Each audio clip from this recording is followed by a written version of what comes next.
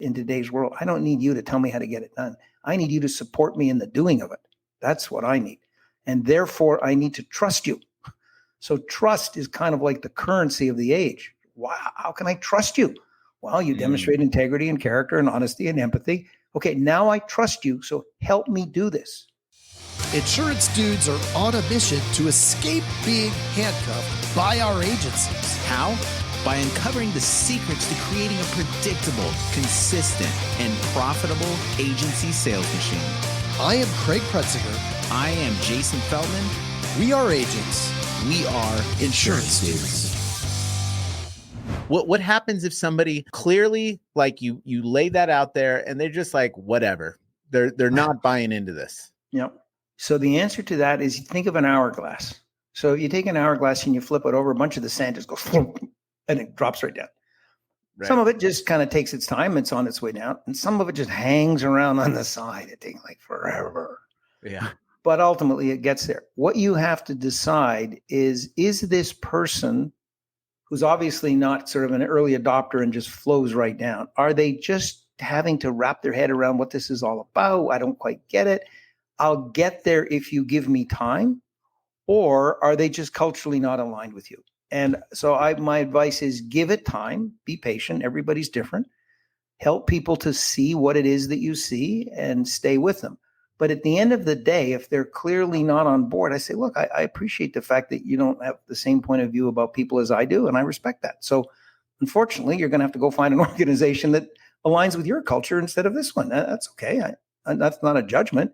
It's just that this is the way I'm going to run my team. And if that's not the way you want to be run, no problem. But go find a place that you're more comfortable. Yeah. But that is rare if you are willing to help the person make it down through the hourglass. You got to be willing to do that. And which comes back to, do you value the potential of people, right? Give them time to get where they got to go. Sorry. At what point do you make the determination that maybe you want it for them more than they do? So a simple test is whether they are influencing negatively those around them. If they're beginning to have a negative influence around them, then you're past the point. It's time to act. Because a person who is struggling to get it is not a negative influence. They're not a positive influence, but they're not a detractor. But when you see that they're starting to work against you, then you got to act. Oh yeah, because then it's just insidious. It can destroy the culture. Yep, quickly.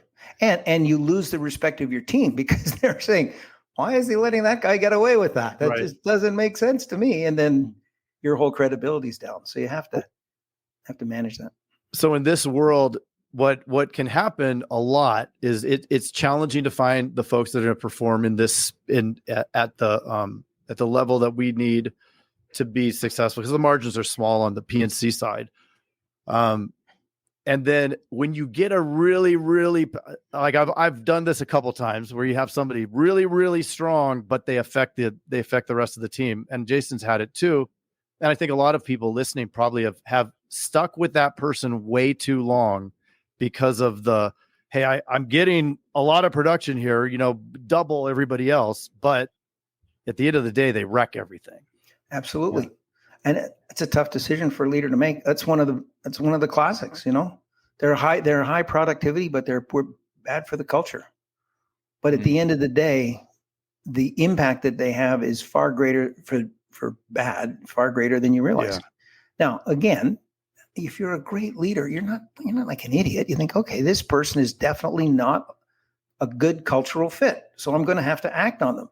But I don't have to act today. I can put a plan in place and do it in a way that doesn't hurt the business and, transition, groom somebody up. So it's not like it's out of the blue. You see it, you see it coming. You should be taking steps and say, I'm going to try to help him or her. But if they don't turn around, I have a game plan in the back of my pocket ready to go. It's go to the Desert Kings. Don't rush across the desert until you've planned for the food and water. Then go. Do you see that a lot with business owners, especially in smaller organizations where maybe cash flow needs to be managed very carefully? I would say it is less cash flow and more lack of appreciation for how to lead. So if I were to give you a quick example, let's say you start out early in your career and you get a job as a laborer on a road crew. And your job is, you dig the ditches and you move the dirt around and stuff. And then you're hardworking, so they promote you. So now you got a little team. So you're still digging ditches, but you're also showing the other guys, which shovels to use, which shovels not to use. So they promote you. And now you got the backhoe. Hey, you get to drive the backhoe. That's pretty cool. But you also get to hire the crew. Now you're managing the backhoe. And then they get promote you again. Now you're managing the backhoe and the trucks. And before you know it, instead of just at the end of the day having a beer with the boys, the end of, you're 2 or 3 years into your career, you're managing people. You got men and women who are looking to you for leadership, and who do you hire and how do you deal with problems on the job site? And you wake up and go, man, like I'm spending more time with people than I am on things. So what do? You use the skills that got you promoted. And the thing that got you promoted was I'm good with things. I know how to I do this and this happens. I do this and that happens. So you apply the things you have learned to your people, but people are not things. So that's why you have in organizations senior folks who are not good people managers, because they're treating the people like things. Like, okay, I tell them what to do. I do this, I organize that, but people are not things. So the issue, especially in a smaller organization, is they're incredibly good at making the sale, dealing with the customer, doing all the insurance stuff that you got to do with the forms and the legislation and the government, but they're never been trained to deal with people. So now I got to deal with a person. I deal with it like I deal with anything else. Okay, do what I got to do with now, put it aside, move to the next task. But it doesn't work like that. So I would say it's less cash and more skill. Sorry?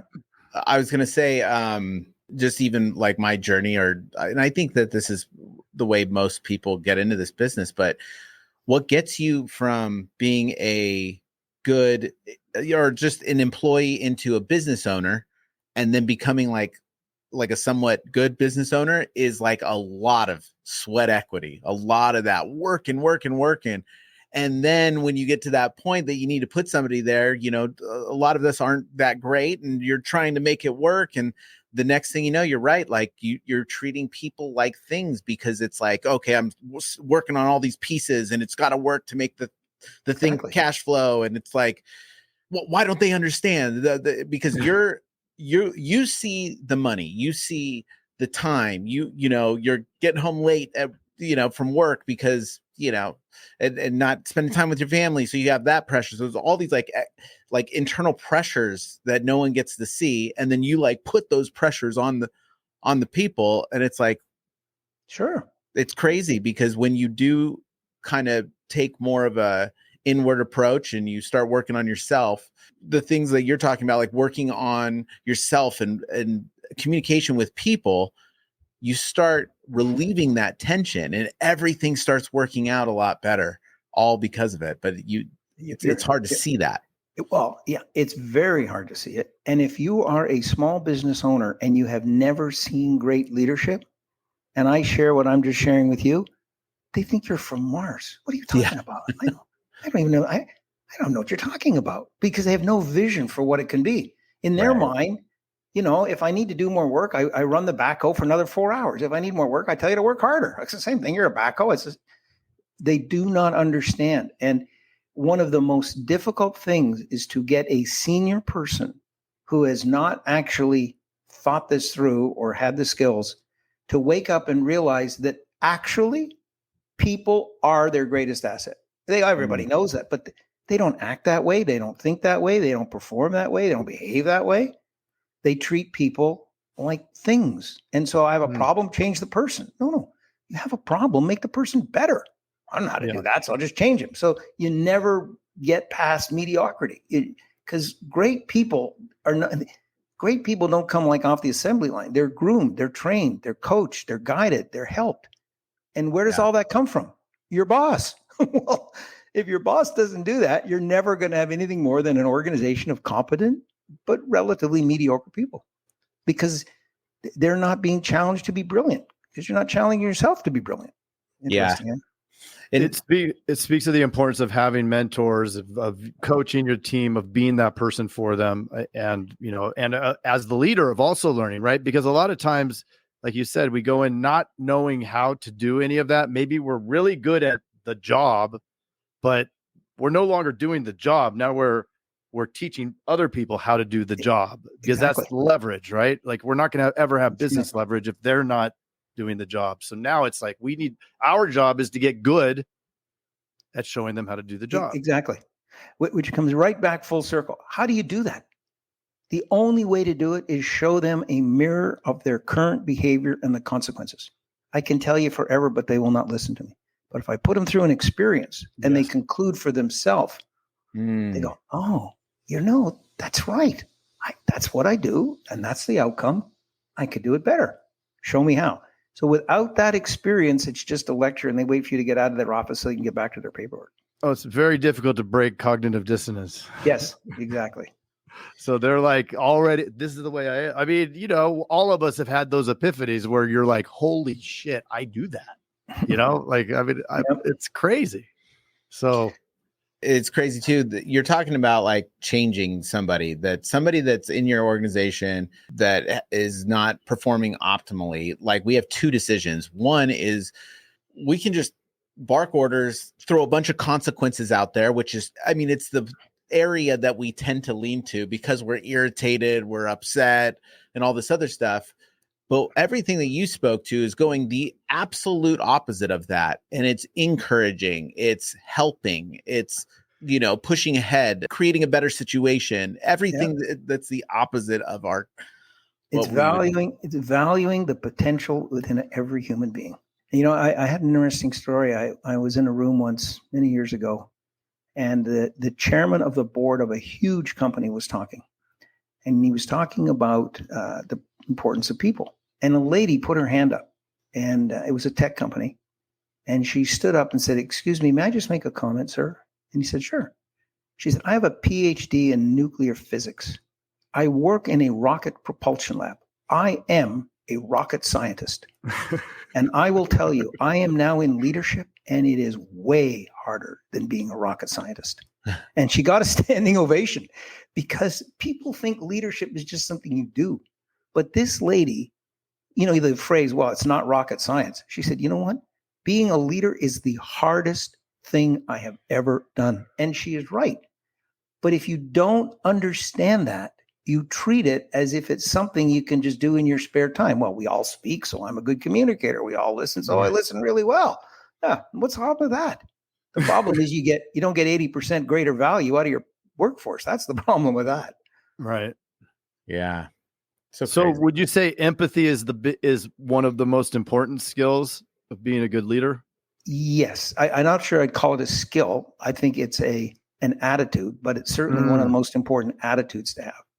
I think the skills are the things that you master to let you demonstrate your empathy. So with Jason had to, using your example again, you had empathy for the situation in your family, but you had to go do something about it. It reflected in your behavior.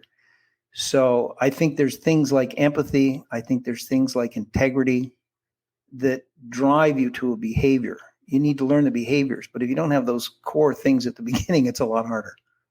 Interesting. So empathy is the result of the activity that you put into getting to it. Empathy is seen as a result of what you do. Yeah. What would you say the values of a strong leader are? The values as opposed to the behaviors, you mean? Yeah. As a temperature test. Yeah. So I would say the most important, which you probably heard me say about 6 times already. Yeah. I would think the most important is to recognize the worth of a human being.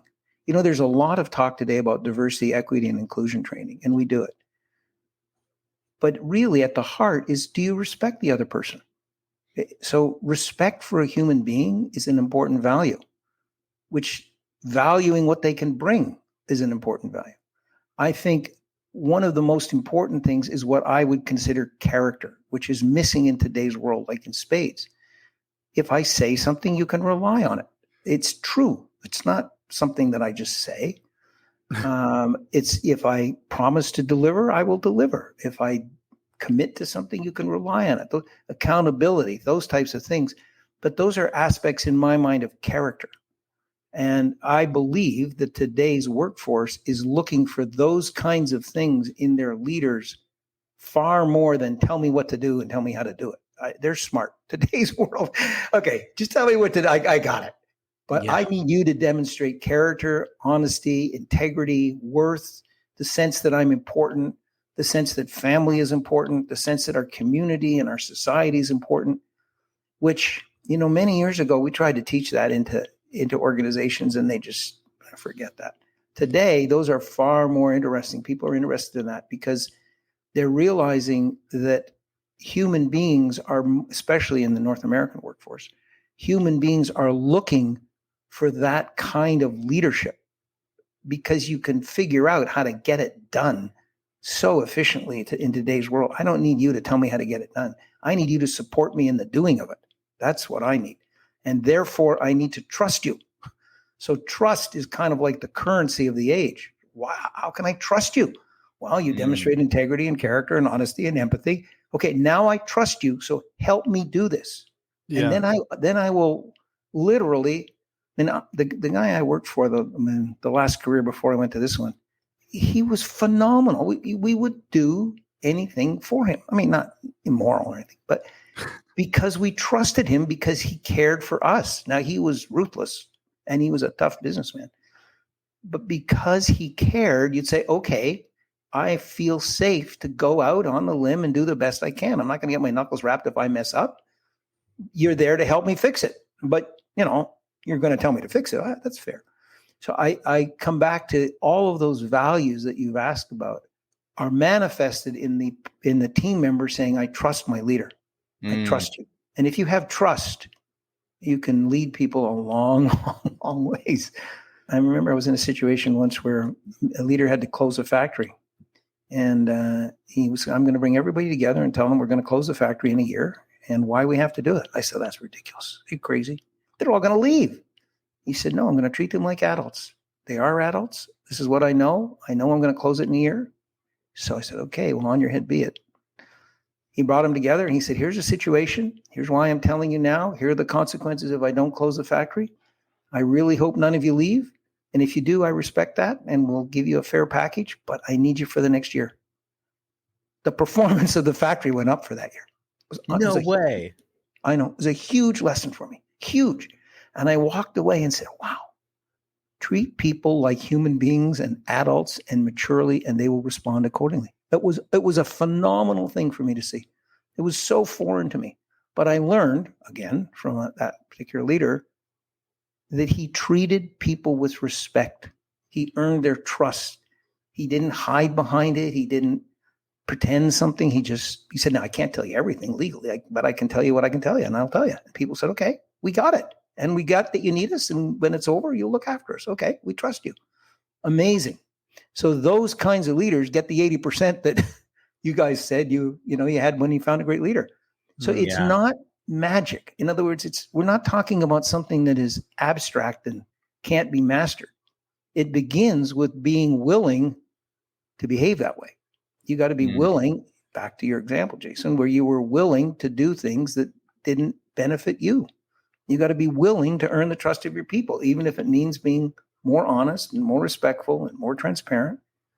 But the payback is off the charts. I love it. Mic drop on that one. It is crazy. Trust is the ultimate. I mean, yeah. Well, I've had those jobs. There was a couple in particular that we would do anything for the owner or the manager, and it was.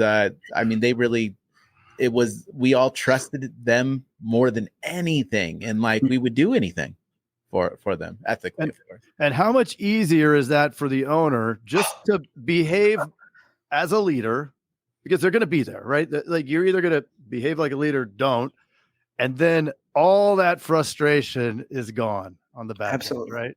Absolutely. You're so right. You're not so over right. in the group of the agents saying, I'm so tired of employees. They're the worst, right? You're over here going, man, I love my team. We're crushing it. Yep. Exactly. Love it. I've had both teams. I've had both of those. All right. Well, you understand. Yeah, I've stood in both groups. Right. Well, cool. Phil, this has been absolutely phenomenal. We don't want to, I know we started a little late, so I don't want to take too much of your time, but like, how can people get a hold of you? What's the info? And you got to tell them about the new book. Yeah. Or the most recent book. Well, I've written several. There's a new one coming out from Forbes, which will be in, I think, middle of July. The best way to get a hold of me is philgeldart.com. I've got a website. It's all there. I run a company, but I've also got a website because people tend to want to say, well, what do you do and how do you do it? And I can point them to the company. So philgeldart.com. Thank you for asking me. And so do I qualify here as an insurance dude? Oh, 1,000%. All right. That's a privilege, and I appreciate it. I am going to pick up In Search of the Gold of the Desert Kings. I'm very interested in that. Okay. Yes. I hope you enjoy it. Well, cool. Thank you, Phil. It's been awesome to have you on. It was a pleasure. It was a pleasure. Fun to chat. Thanks a lot. Thank you.